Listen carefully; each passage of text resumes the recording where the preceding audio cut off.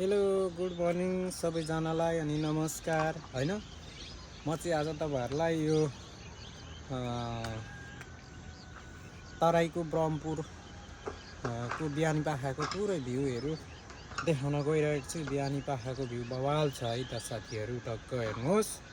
तपाईहरु नि चाहिँ कतै घर घडेरी किन्न खोज्नु हुँदैछ भने चाहिँ अन्य ठाउँमा भन्दा चाहिँ तराईको ब्रह्मपुरमा चाहिँ धेरै सेवा सुविधाहरू भएको ठाउँ र बस्नलाई हावापानी पनि अलिक राम्रो, मिठो पनि, पानी पनि यो ठाउँको मलाई मिठो लाग्यो र हैन। यो चाहिँ ठ्याक्कै पहाडकै फेदीमा टक्कसँगले ल हेर्नुस्, भेरै टार देख्न सक्नुहुन्छ है तपाईहरुले यहाँबाट टक्क।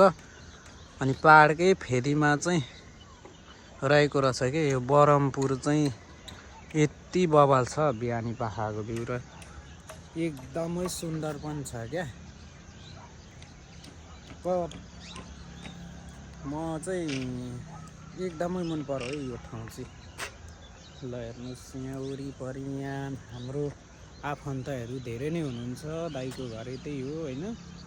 अनि अरू आफन्तहरू पनि हुनुहुन्छ कि उहाँहरुकै घरतिर आएको। अब बिहान अब बिहानी पाखाको यो झुल्के घाममा चाहिँ टक्क एउटा टक्क तराईको यो ब्रह्मपुरको पुरै एरियाको चाहिँ भिडियो तपाईहरुलाई